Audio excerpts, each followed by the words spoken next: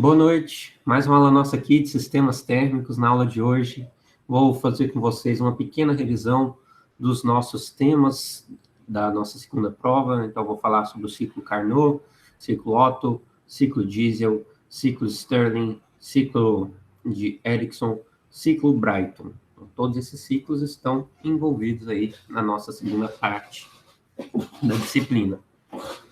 Lembrando, o principal que a gente tem que tirar de todos, as equações são muito parecidas. Se a gente tiver um caso de entropia constante, a equação da entropia constante pode valer. Ou se a gente estiver analisando gases perfeitos, a variação de entropia também pode ser válida para a gente. O principal é a gente extrair as informações do nosso diagrama TS para que a gente entenda o problema. Depois disso, eu acho que sai tudo muito mais simples. Então, para começar, vamos falar sobre o ciclo Otto. Nosso ciclo Otto é aquele que é um dos mais utilizados em veículos utilitários, que é o motor a gasolina, o motor a etanol. Esse tipo de motor tem características de ter uma potência mais alta do que o motor a diesel, tem uma eficiência um pouquinho maior do que o motor a diesel, a eficiência térmica. O custo de produção de um motor a gasolina é um pouco mais barato e, com isso, ele se torna popular no mundo para esses tipos de veículo. Beleza.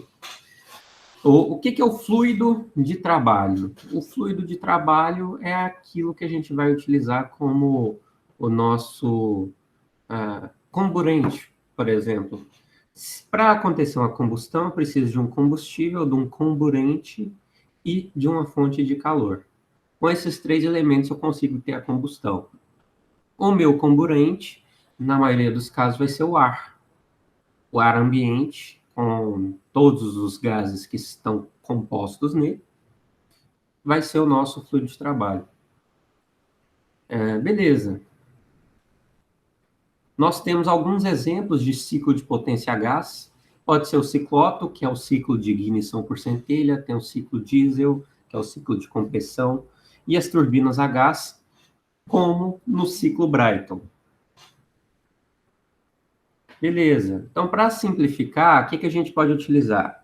Se o exercício falar para a gente utilizar calores específicos a temperatura constante, quer dizer que a gente não está variando a capacidade do ar ou de qualquer outro gás de mudar a capacidade de absorção de calor com a temperatura. Então, eu estou falando, vai ser constante. Na temperatura que a gente estiver analisando, na mais baixa do ciclo e na mais alta do ciclo, eu vou utilizar o mesmo valor. Isso é uma hipótese simplificatória. Já na hipótese um pouco mais rebuscada e mais completa, é aquela que a gente vai considerar que os calores específicos variam com a temperatura. Então, por exemplo, se eu tenho uma etapa do meu ciclo acontecendo a 200 Kelvin e outra etapa do meu ciclo acontecendo a 2.500 Kelvin, nós teremos uma variação dos calores específicos, da capacidade de absorção de calor nessas duas temperaturas. Como que a gente quantifica isso? Através da tabela termodinâmica. O que é interessante para a gente saber? Nós temos no motor aqui tradicional do ciclo Otto e também do ciclo Diesel uma válvula de admissão e uma válvula de descarga. Admissão do ar e descarga dos gases da combustão que sobraram. Outra coisa é o que é o ponto morto superior e o ponto morto inferior. A distância entre esses dois pontos a gente chama de curso do pistão. Nossa razão volumétrica ou a taxa de compressão seria o volume máximo sobre o volume mínimo do nosso sistema. Quando a gente passa lá para o diagrama TS, pode ser que é V1 sobre V2. Ou o volume do ponto morto inferior sobre o volume do ponto morto superior. A pressão média eficaz é uma pressão fictícia que a gente utiliza para comparação, que é uma pressão que produziria uma mesma quantidade de trabalho produzida durante um ciclo real. Como que a gente calcula isso? Através dessa forma, do trabalho líquido, dividido pelo volume máximo menos o mínimo. Se a gente comparar dois motores de mesma dimensão, o que tiver o maior PME é aquele que tem maior eficiência, produz mais, tem mais desempenho. No motor do ciclo Otto, a característica principal é que ele precisa de uma centelha para acontecer a combustão. Nossa fonte de calor é a centelha, que é produzida ali nas velas. Então, um arco elétrico é aberto ali entre as polaridades da vela, e com isso produz a centelha para gerar combustão no nosso motor. Vimos quais são os 4 tempos aqui de um motor, de admissão, compressão, expansão e exaustão. Primeiro, nós temos a compressão isentrópica do meu cilindro, depois eu tenho a combustão isovolumétrica, uma expansão isentrópica e uma rejeição isovolumétrica. Isso aqui é o que está sendo mostrado. Primeiro tem a admissão, compressão, combustão, depois, por fim, a exaustão.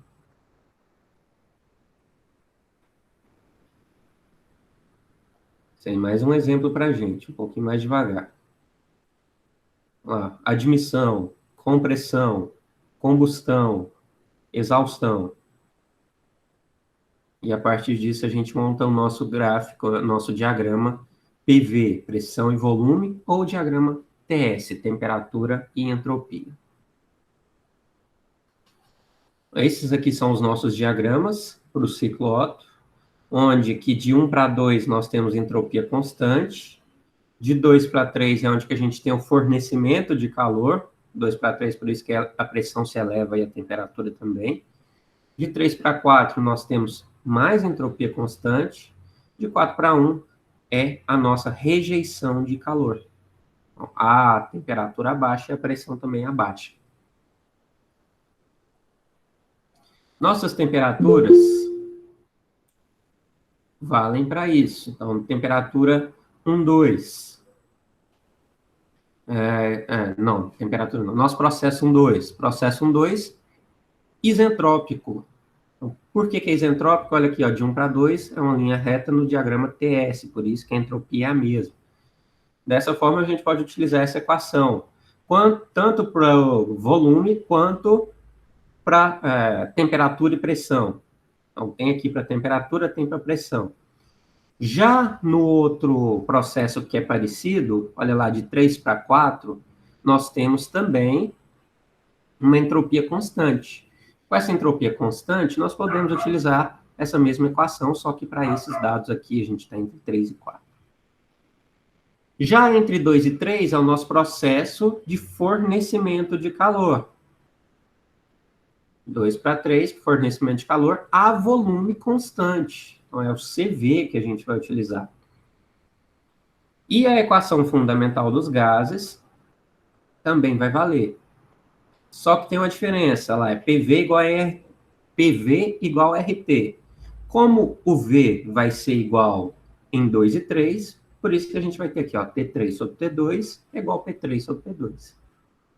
E de 4 para 1, nosso processo de rejeição de calor também acontece a volume constante.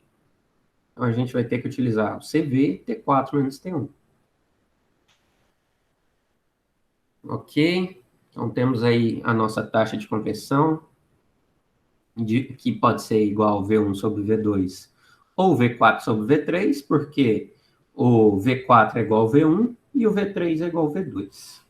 O nosso rendimento pode ser calculado através da nossa taxa de compressão. Ela está aqui. Se a gente tiver qual que é o fluido de trabalho, o fluido de trabalho vai nos dar esse K, que vem lá da tabela termodinâmica. Ok. Depois disso, eu mostrei para vocês lá o ciclo de Carnot, Por que que o ciclo de Carnot a gente utiliza aquela fórmula que, ao invés dos calores para calcular a eficiência, a gente utiliza das temperaturas? Fizemos esse exercício. Vimos que o ciclo de Carnot é o melhor possível, é o nosso referencial de eficiência. Se o quão mais perto a gente ficar dele, melhor para um motor real. Outra coisa interessante que, analisando as equações de gases, eu tenho algumas coisas importantes, como a nossa variação de entropia. A variação de entropia dada por essa equação aqui, a gente utilizou lá no ciclo Stirling, no ciclo de Ericsson, e ela é válida para gases ideais, para a gente calcular essa variação de entropia. E aí, fizemos mais alguns exemplos do ciclo de Carnot, do ciclo Otto. Esse aqui, ó, por exemplo, tinha dado para a gente qual que era a pressão 1, temperatura 1, taxa de compressão e o calor que entrava.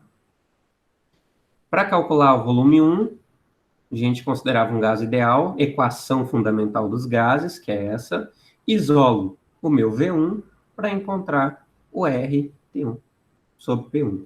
Isso a gente achava o V1. Depois, para calcular temperatura 2, pressão 2 e volume 2, é um processo isentrópico. Então, se é isentrópico, vale aquelas equações que eu apresentei lá para vocês. T2 sobre T1, V1 sobre V2, K-1. Então, com isso, a gente acha o T2. E o P2 também, porque vocês lembram que eu tinha a equação para temperatura e outra para pressão. Beleza. Então, P2, V2. E no final aqui, a gente utilizando a mesma equação fundamental dos gases, a gente consegue determinar qual que vai ser o nosso volume 2. Depois, é um processo isovolumétrico de 2 para 3 de fornecimento de calor. E foi dado para a gente qual que era o calor fornecido por ciclo. Então, eu tenho que esse Q23. Eu tenho que é o calor específico a volume constante. Eu tinha que era a temperatura 2, por isso eu encontrei a temperatura 3. E a partir dela, eu vou ter ali no meu processo 2 e 3, já que é isovolumétrico, fica T3 sobre T2, P3 sobre T2. Vejam que aqui não tem o volume por causa que eles são iguais. Então, a gente acha pressão 3. Lá em temperatura 4 e pressão 4, é um processo isentrópico de novo. Se é isentrópico, a gente pode utilizar da nossa fórmula para calcular a temperatura. Então, temos a temperatura 4 e temos aqui também a pressão 4. Por fim, o rendimento. A gente poderia ter calculado ele ali com a taxa de compressão, que já foi dada no exercício de 60, e com isso a gente achava esse rendimento de 60,2%. Calor rejeitado, nós sabemos como é que é também. Então, volume constante, T4 menos T1. Ok. Então, a gente viu tudo isso acontecendo num ciclo Otto. De 2 para 3 é onde que a gente tem o fornecimento de calor, a combustão está acontecendo aqui. De 4 para 1, nós temos o calor que sai, o calor que é rejeitado. Se a gente fizer uma variação desprezar as energias cinéticas potencial, a gente consegue fazer um balanço de energia do calor que entra através das energias internas ou das temperaturas para a gente calcular a nossa eficiência. E o interessante é que os motores a gasolina têm uma taxa de compressão de 8 até 11. Inclusive, eu fui pesquisar um carro essa semana que a taxa de compressão dele era exatamente 11. Achei até curioso. Beleza, fizemos alguns exemplos de cálculo com calor específico variável. A gente tem que olhar lá na tabela termodinâmica para achar esses valores.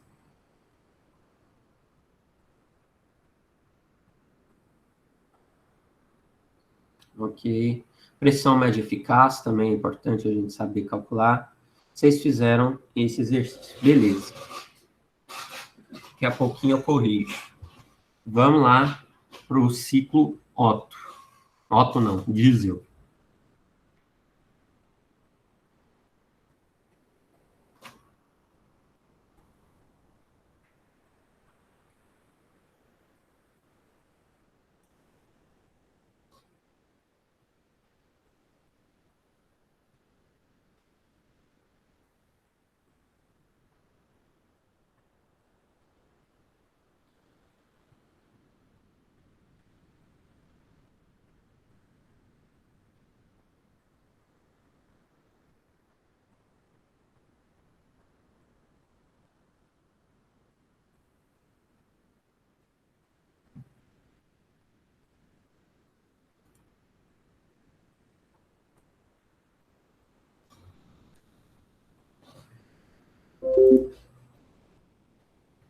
Ok, bora lá. Agora a gente vai para o ciclo diesel.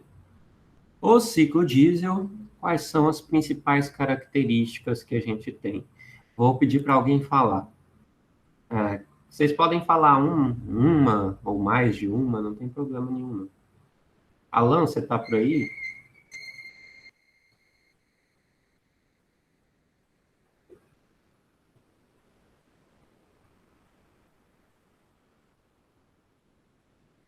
Não, né?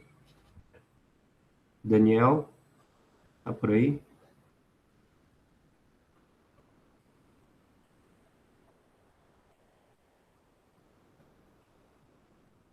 Pessoal, quem tiver aí, faz favor, dá um ok aí no chat, fazendo favor. Todo mundo que estiver, quem é?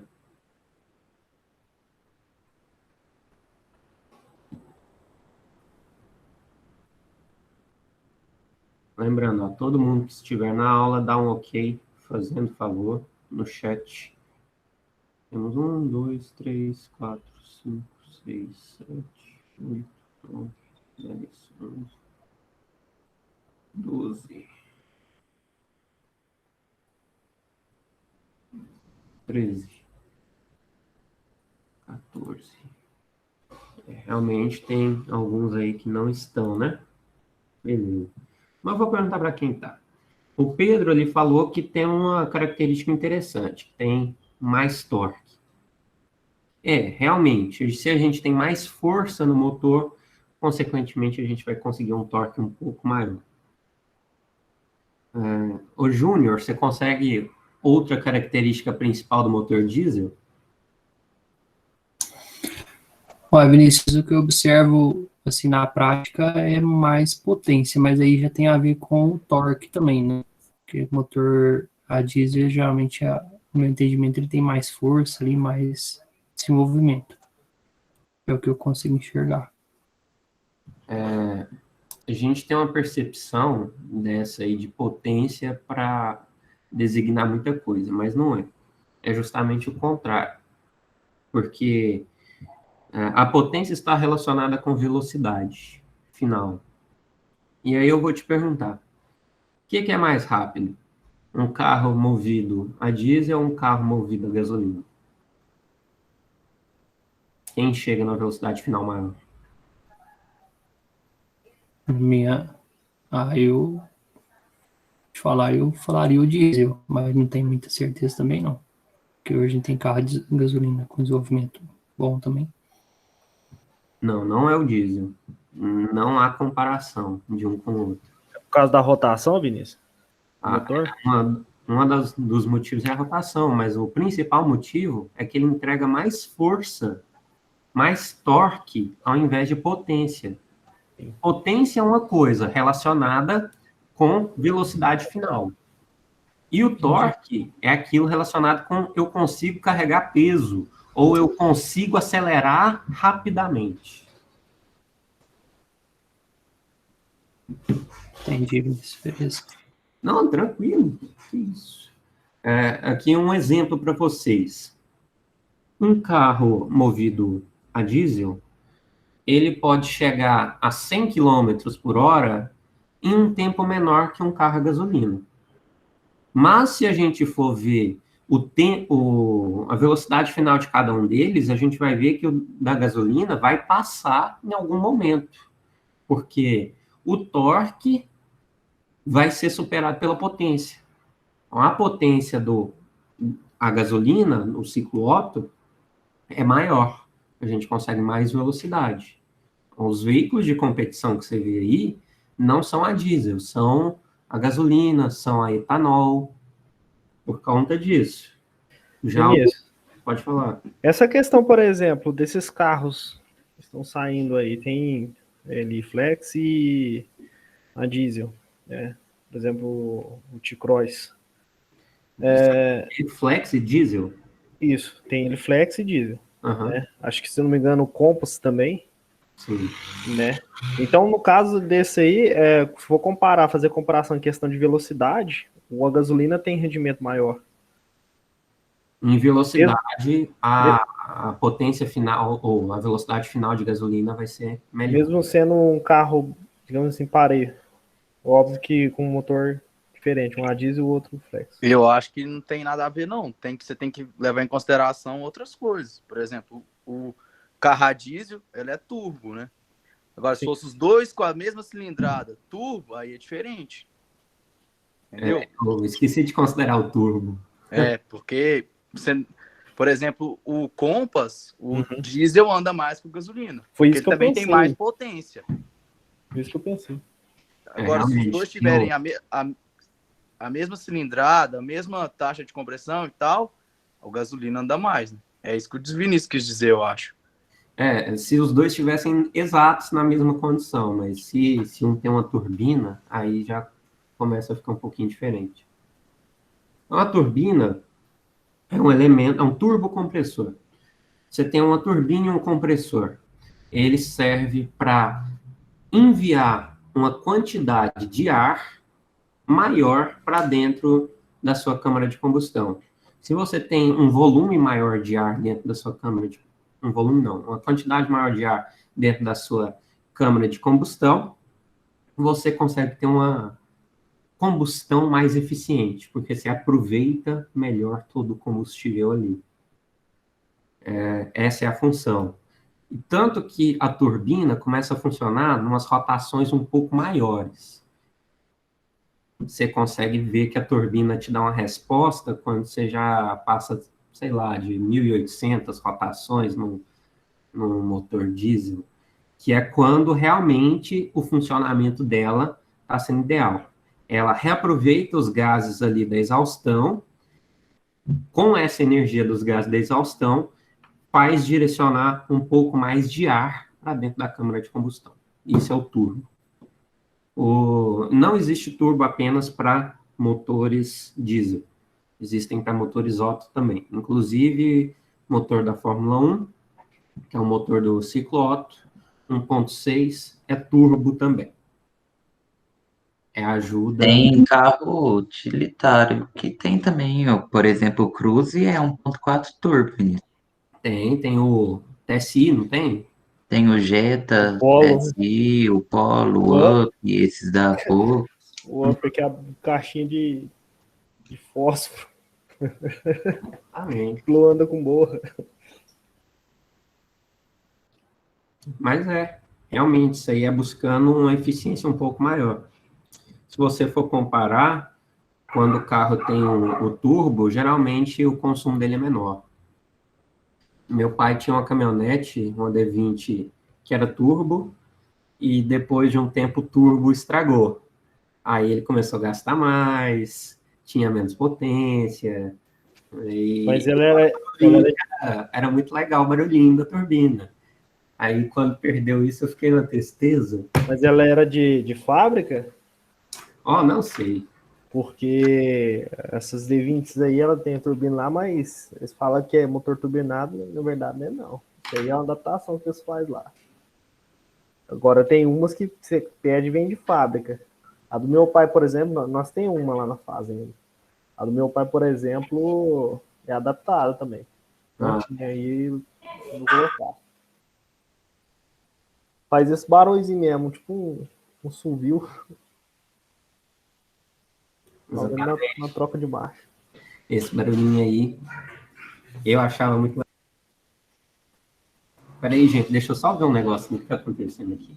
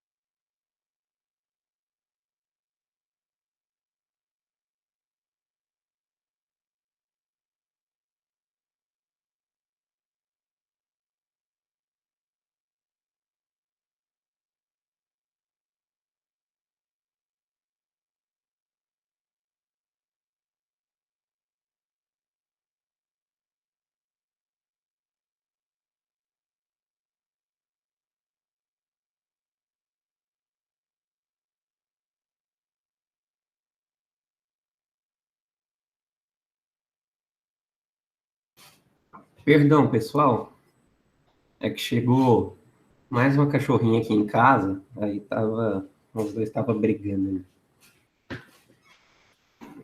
né? Gente, eu não sei te falar, mas a D20 lá que meu pai tinha, eram uns 89, 87, sei lá, alguma coisa assim, eu não sei te falar se era de fábrica, talvez era só instalada também.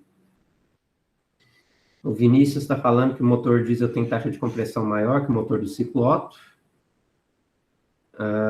Detonação na mistura se dá por compressão ao invés da centelha. Exatamente, isso é a principal. A gente não precisa de vela aqui, não precisa de faísca, não precisa de centelha para acontecer a combustão. A própria compressão já vai gerar uma pressão e temperatura tão altas, devido a essa alta taxa de compressão, que a gente consegue ter a combustão.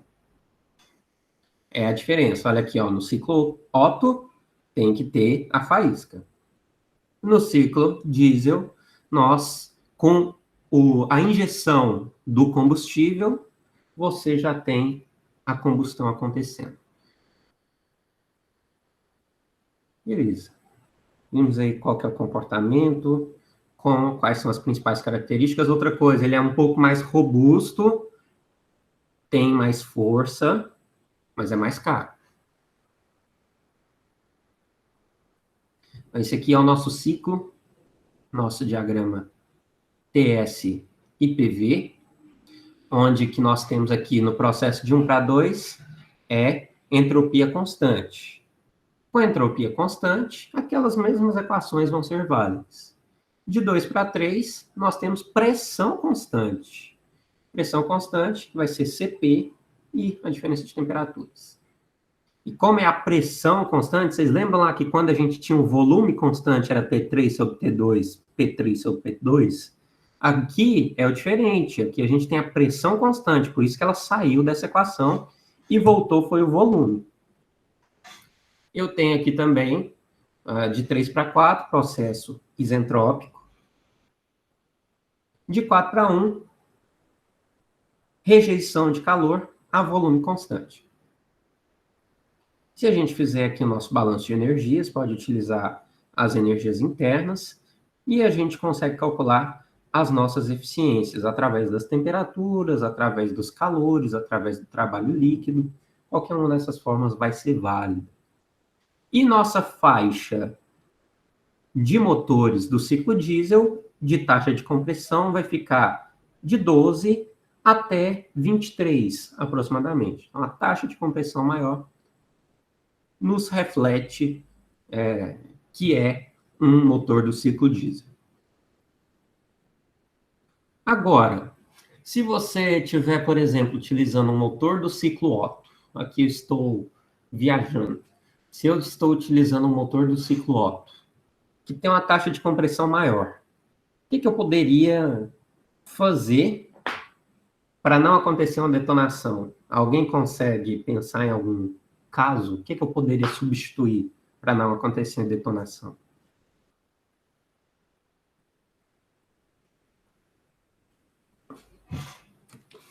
Qualquer chute é válido.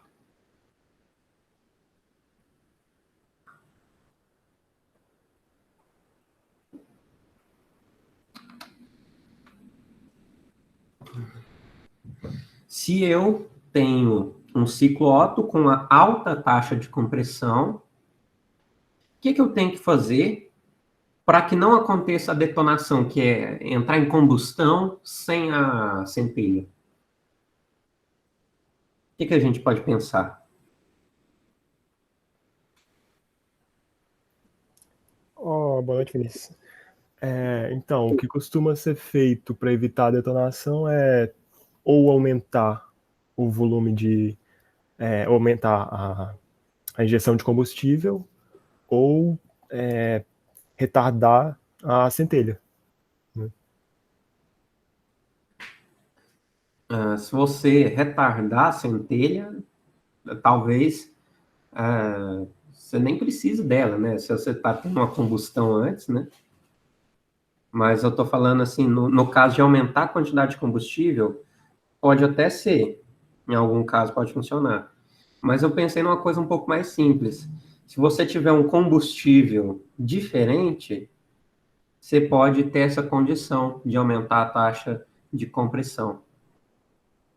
Se você, por exemplo, o diesel tem propriedades caloríficas diferentes da gasolina, que tem propriedades diferentes do etanol. Então, se por um acaso a gente desenvolver um combustível sintético que pode ser aplicado no ciclo Otto com a taxa de compressão bem alta, talvez esse combustível sintético ele comporte isso, ele aguente uma taxa de compressão mais alta, porque ele só vai entrar em combustão com uma fonte de calor externa. Então, o combustível pode influenciar bastante nisso. Vinícius, eu acho que isso aí, não sei se é sintético, né? Mas, tipo, meio que já existe. Não sei se você já ouviu falar, a galera colocar, eu até escrevi no chat aí, chama WMI, é tipo você injetar metanol misturado com água na admissão. Você meio que, como é que fala? Diminui a temperatura, né? E como é metanol com água, você aumenta a octanagem que aguenta mais esse negócio aí, mais compressão. Aí o motor vai pro saco muito rápido, né? Não, isso é meio que para ajudar o motor. Tipo assim, você tira o calor. Porque a octanagem não é o quão a gasolina, o combustível, quer dizer, consegue ser comprimido.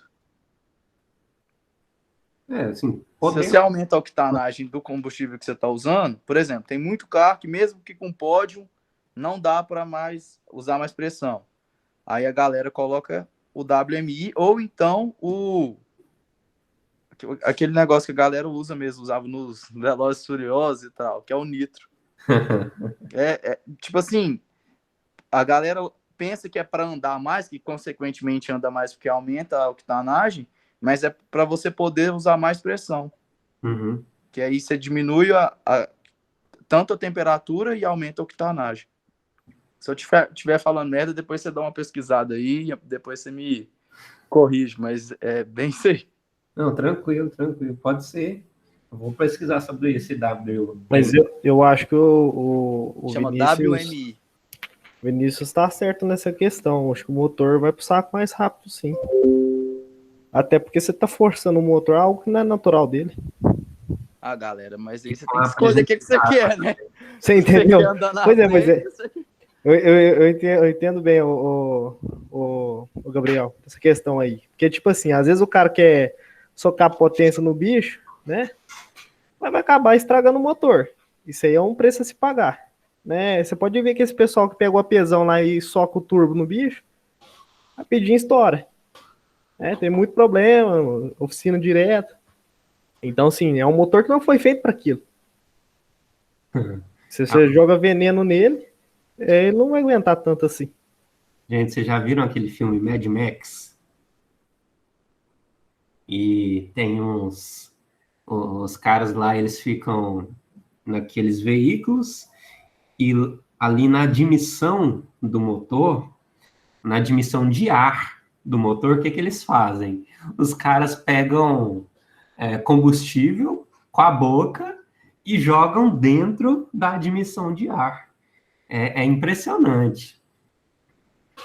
Eles colocam, ao invés de ar, vai colocar uma mistura mais rica ainda. O carburador ali, a injeção já está toda modificada para injetar um monte de combustível, aí eles ainda colocam mais, por isso que dá aqueles fogos que saem do escapamento. Porque a mistura está tão rica que mesmo na exaustão, você teve tanto desperdício de combustível que ainda é possível ter combustão depois.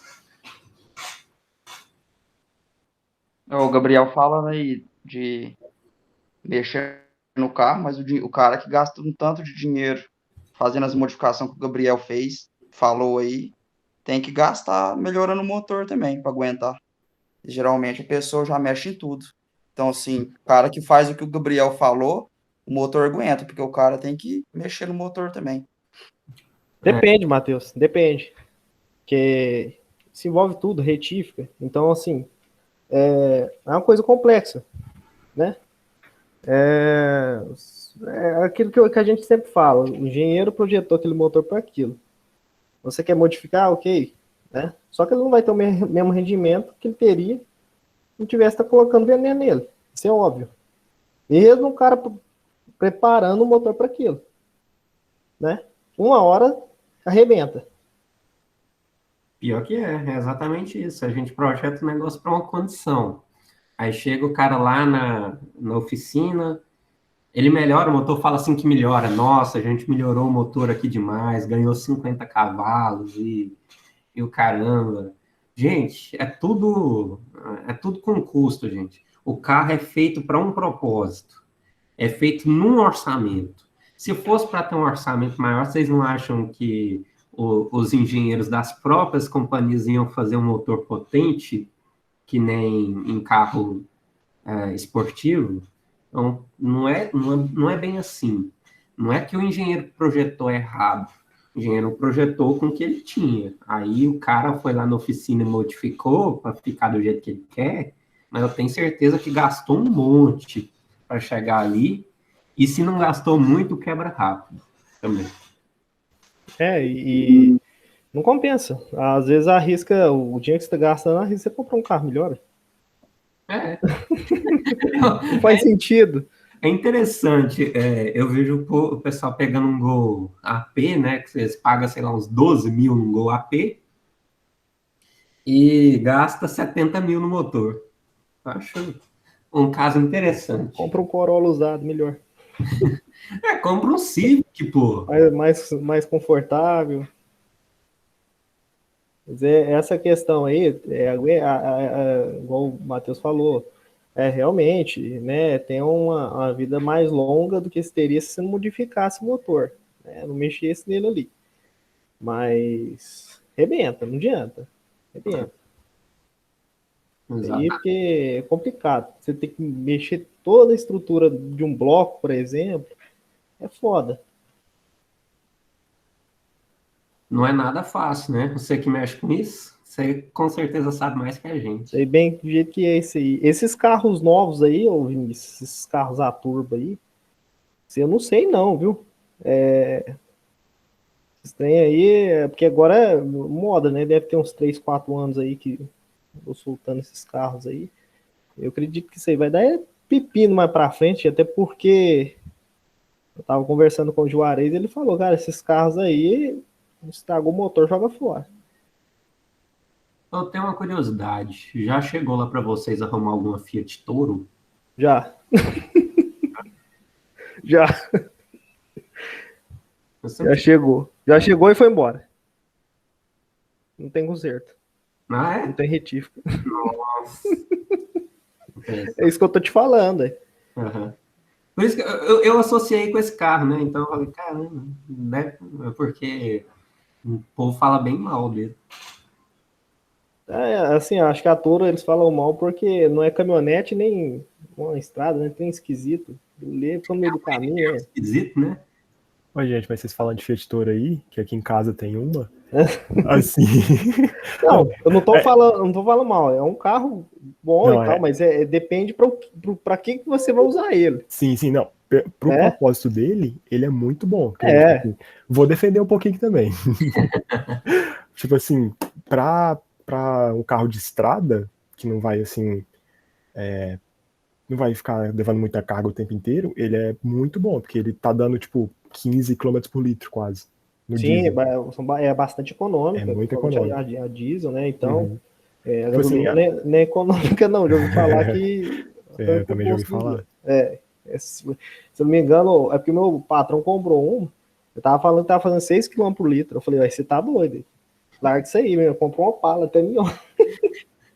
Comprava meu Focus Tá antigo. louco, ué. Aí, tipo assim, eu concordo nessa parte aí, Marcos. Mas eu falo assim, se tirar, você comprar uma caminhonete, pô, é bem difícil, né? A Fiat tinha chance ali de lançar uma caminhonete top de linha ali, né, para disputar com as top do mercado e fez a todo, né? Tinha que ter feito uma outra caminhonete pesada, né?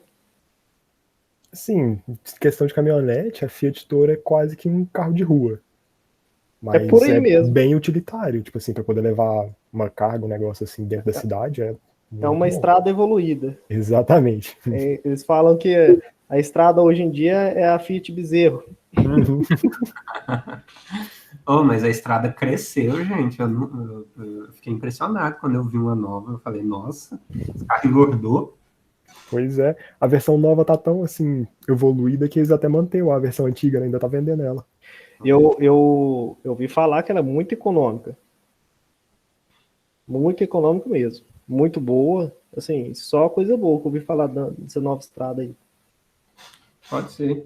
Não, mas é propósitos, né? Uma Toro pode ser muito boa se você for fazer só viagem dentro de cidade para cidade, ela pode ser muito econômica, muito tranquila. Igual eu viajei de Jeep Compass diesel, também foi tranquilo demais. Excelente. O Era diesel é bom, o confortável, outro não. fazia 11,5, 12 por litro. Então tava muito bom. Ô Vinícius, Sim, depois se você quiser ver o vídeo aí que eu mandei explicando sobre o WMI, ou então até passa pra galera aí, até 2 minutos e meio é o cara explicando o que funciona lá. beleza. Vou deixar aqui salvo para eu ver depois. Tá bom. Agora bora lá para a gente terminar com isso. Compartilhar aqui com vocês outra coisa.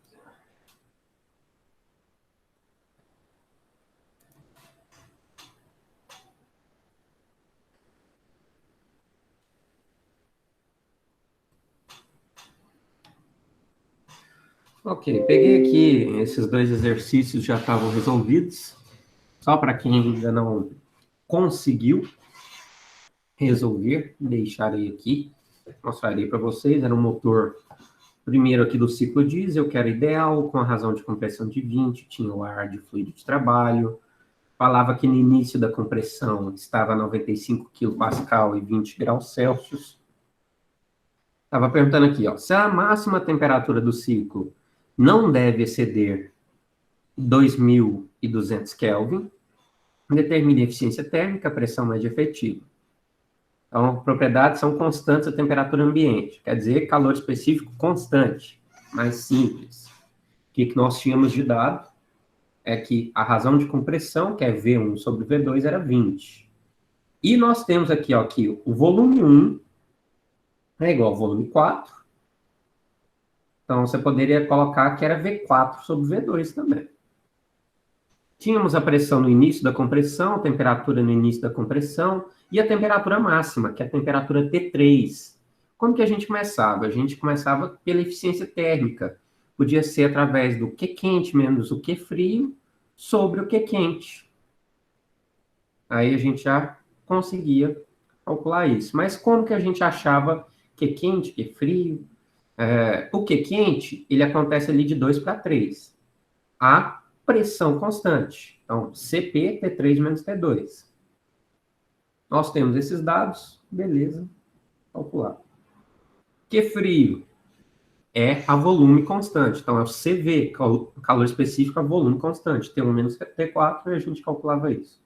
Com isso, a gente já conseguia identificar qual seria a nossa eficiência. O que a gente precisou aqui? Dessas temperaturas. Temperatura 4, do volume, aqui da temperatura 2. Como que eu achei isso? Através daquelas equações para entropia constante.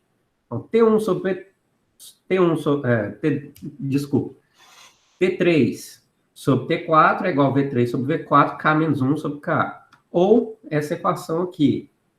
A gente pode utilizar qualquer uma dessas equações, aquelas que valem para a entropia constante. Quando é pressão constante, o que a gente precisa utilizar? Nós precisamos utilizar a equação fundamental dos gases. Já que a pressão é constante, ela não aparece. Então, é V3 sobre V2, T3 sobre T2. A pressão média efetiva, trabalho líquido, V1 menos V2. A gente coloca o V1 em função da taxa de compressão. Com isso, a gente acha qual que é a pressão média efetiva. E, por fim, o volume 1 do nosso sistema ali, do nosso estado 1. Depois eu mando esse arquivo para vocês. Eu posso mandar isso hoje. Aqui, a hora que vocês estiverem fazendo exercício, eu vou colocar esse arquivo lá no portal. Tem aqui do ciclo Otto, que tinha uma taxa de compressão de 9,5, o ar era admitido a 100 kPa, 17 graus Celsius, 600 centímetros cúbicos, então deu até o volume para a gente. Processo final de expansão isentrópica era 800 Kelvin, era para utilizar calor específico à temperatura ambiente, ou seja, os constantes. Era para determinar qual que era a maior temperatura e pressão do ciclo, quantidade de calor transferida, eficiência térmica e pressão média efetiva. Beleza. Foi dado aqui para a gente que a razão de compressão, V1 sobre V2, era 9,5. Beleza. Pressão 1, 100 kPa, temperatura 1, 17 Celsius, graus Celsius, desculpa. Temperatura 4, 800 Kelvin e o volume 1. A gente encontrar P3, T3.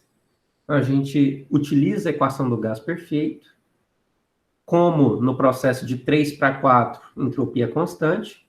Essa é a equação que a gente já está habituado com ela. Para a gente encontrar T3.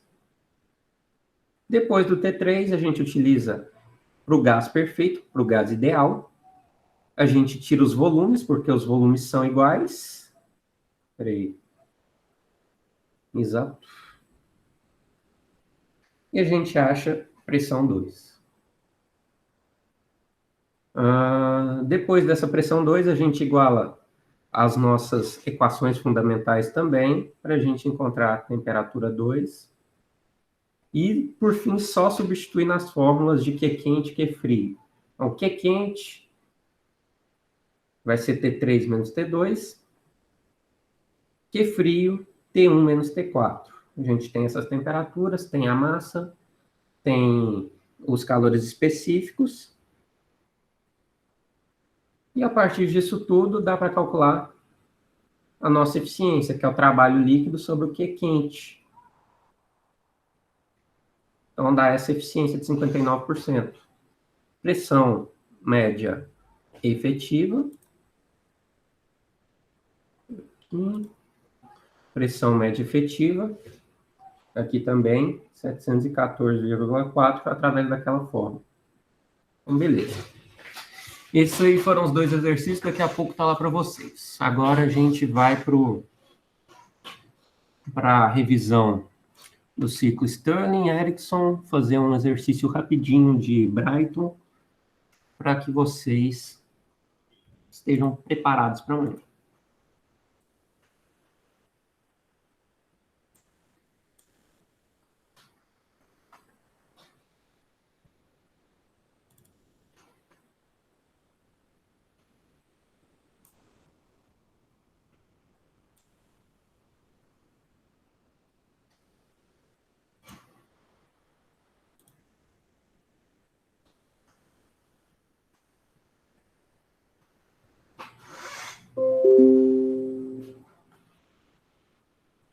Então, ciclo Stirling, ciclo Ericsson.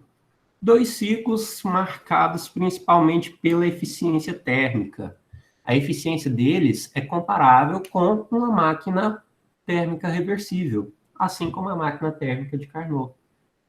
Mas para isso acontecer, não é porque a gente tem um processo ideal, como se fosse lá no ciclo de Carnot. Aqui nós temos uma coisa a mais, que é o regenerador.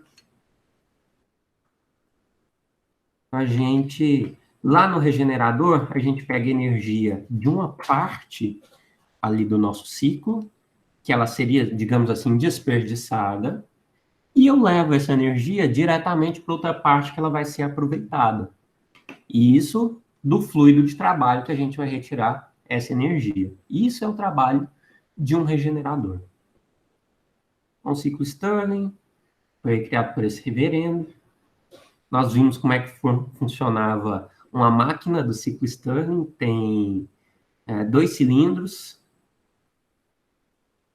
Os 2 cilindros ficam trocando ali calor com o tempo. Essa é a nossa comparação do diagrama do ciclo de Carnot, que é esse da esquerda, com o ciclo Stirling da direita. Aqui, nós temos o processo de regeneração, acontece aqui, ó, sai de 2,3 e vai para 4,1. De 2 para 3, ele está abaixando a temperatura. Então, é como se eu fosse diminuir a energia aqui de 2 para 3. É o que está acontecendo. Mas eu não quero diminuir totalmente, eu quero aproveitar alguma coisa. Então, eu vou tirar daqui e colocar onde que eu preciso aumentar, que é de 4 para 1. O nosso ciclo Stirling, o principal dele é que ele vai acontecer a volume constante, esse processo de regeneração. Nós vimos aí que tem a expansão, a regeneração, a compressão e a regeneração novamente. Como que ele funciona. Esse GIF aí mostra bem.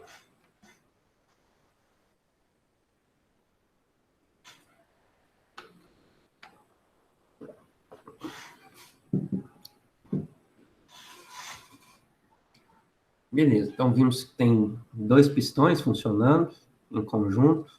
Eles ficam defasados de 90 graus, porque tem uma hora que eles se movimentam juntos, tem hora que não.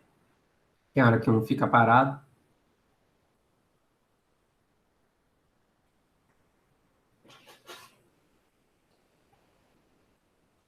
Nossa eficiência térmica é a mesma de um ciclo de Carnot, que é um ciclo térmico reversível. Tem o Ericsson também. O Ericsson acontece da mesma forma, tem a regeneração, só que a regeneração acontece a pressão constante. Isso vai ser a nossa principal diferença. Um vai ser a pressão constante e o outro vai ser a volume constante. Eficiência é a mesma coisa. Fizemos esses exemplos aí, ó, a gente tem que ter em mente que essa variação de entropia para um gás ideal vai ser bem útil para a gente. Fizemos mais exercícios, resistências materiais.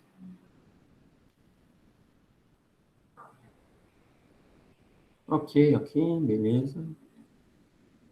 Agora vamos pro fim. Já vou passar para vocês o exercício do ciclo Brayton.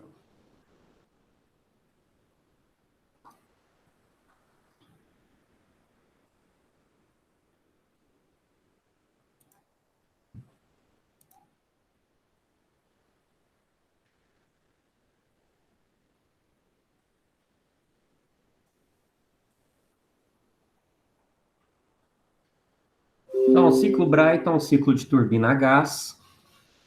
Pode ser um ciclo aberto ou um ciclo fechado, dependendo do que a gente está analisando. No ciclo fechado, nós temos esses processos em que a adição de calor é a pressão constante e a rejeição também é a pressão constante. De 1 para 2 e de 2 para 3, a gente considera entropia constante. Então, a gente tem o processo de compressão isentrópica, 1 para 2, fornecimento de calor isobárico, Depois, expansão isentrópica de 3 para 4 e rejeição de calor isobárica de 4 para 1. Nossas equações para isso, os processos que são isentrópicos valem essas equações. Os processos que não são, que acontecem a pressão constante, vão valer essas equações, tanto a equação fundamental dos gases simplificada, quanto essa equação aqui do balanço de energia. Eficiência, dá para calcular através das temperaturas também. Fizemos esse exercício.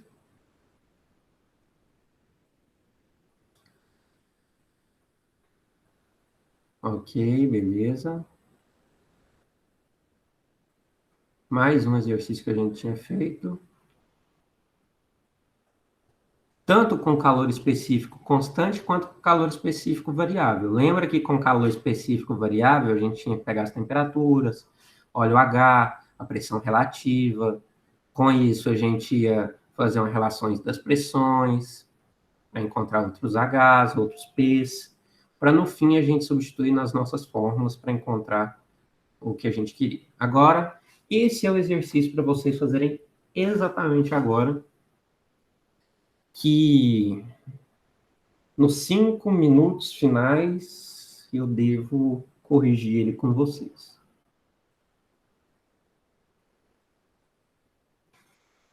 Então, o ar entra a 300 Kelvin, 100 kPa no compressor de um motor de turbina a gás, onde é comprimido até 700 kPa e 580 Kelvin. O calor é transferido para o ar na quantidade de 900 kJ por quilograma antes de que ele entre na turbina. Considerando a eficiência da turbina de 86%, determine a fração de trabalho da turbina usada para acionar o compressor, a eficiência térmica e considere os calores específicos constantes. Gente, ó, só para deixar claro. Esse 86% você vai utilizar multiplicando lá no trabalho da turbina. Então, no WT, você vai multiplicar isso por 86%. Essa letra A, que está pedindo a fração de trabalho da turbina usada para acionar o compressor, eu quero saber isso aqui, ó. Trabalho do compressor dividido pelo trabalho da turbina. Qual que é a fração que eu tive que utilizar? Então, essa é a letra A. Letra B, vocês sabem como é que faz. Então, vocês vão ter aí 20 minutos, mais ou menos, 20 e poucos minutos, e eu passo corrigindo.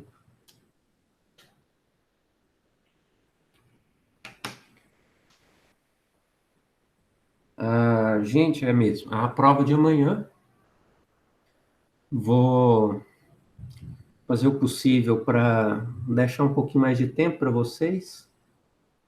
Então, uma das aulas de vibrações, eu tiro uma das aulas de vibrações para colocar a prova de vocês. Aí, na outra semana, a gente compensa e tira uma aula de sistemas térmicos para colocar na de vibrações.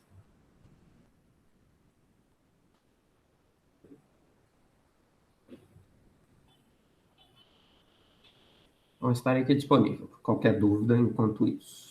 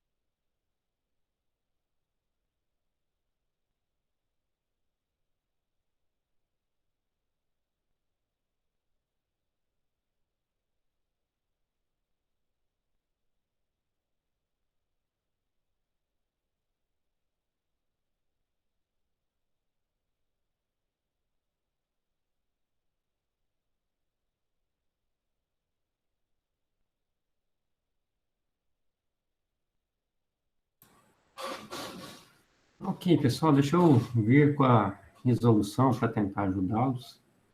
Quem tentou fazer, quem não tentou fazer, né? Não é mesmo? Só baixar. Já coloquei aquele material lá para vocês, tá?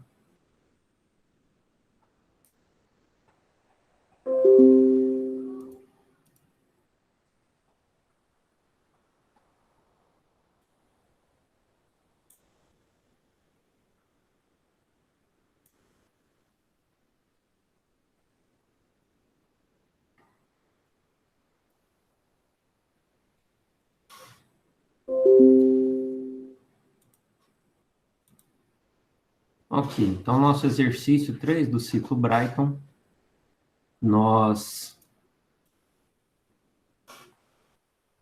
tínhamos temperaturas do nosso ciclo, tinha algumas pressões, e o único conceito diferente aqui é que existe essa razão de pressões. Razão de pressões é P2 sobre P1, que quando a gente faz essa conta aqui, ó, o P2 que era 700 kPa sobre o P1 que era 100, a gente vai ter essa razão aqui de 7. E já que era calor específico variável, então para a temperatura 1, a gente ia lá na tabela A17, pegava essa temperatura de 300 Kelvin e encontrava um valor da entalpia 1.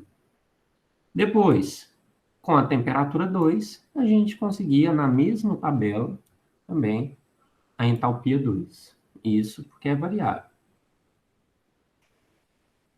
Lá no processo de fornecimento de calor.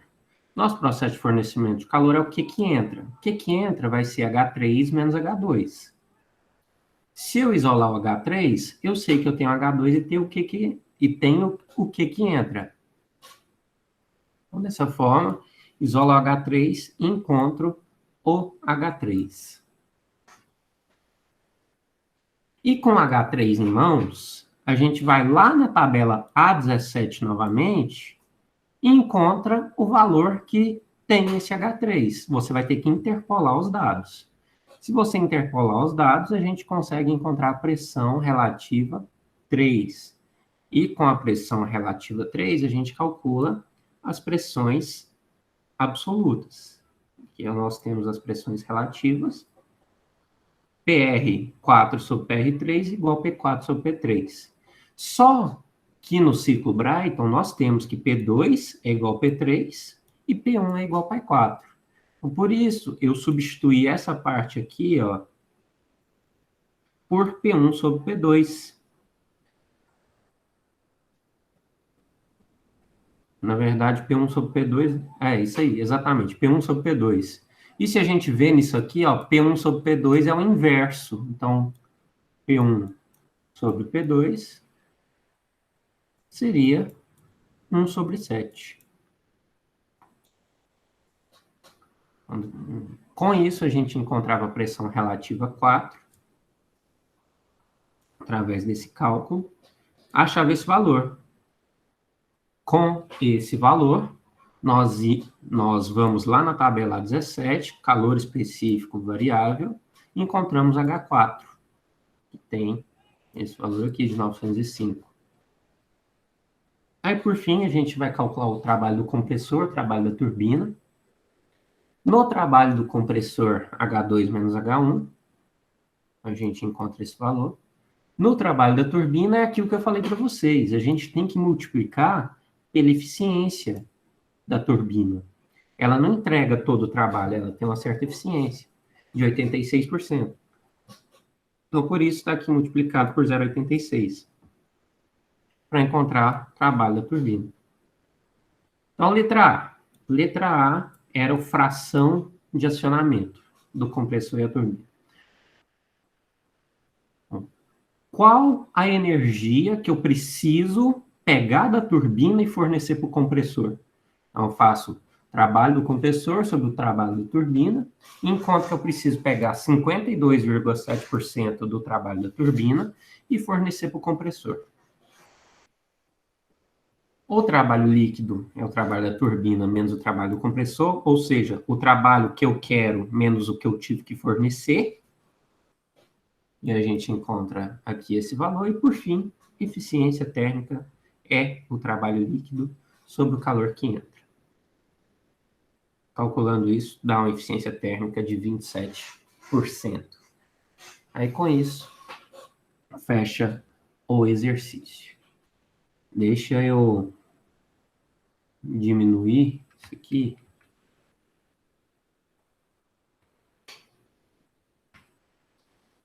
Se alguém quiser tirar um print, fique à vontade.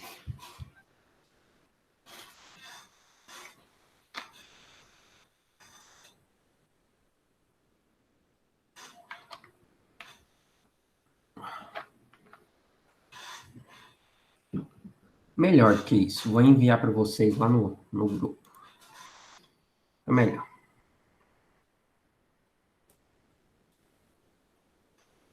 A resolução tá lá. Beleza, gente.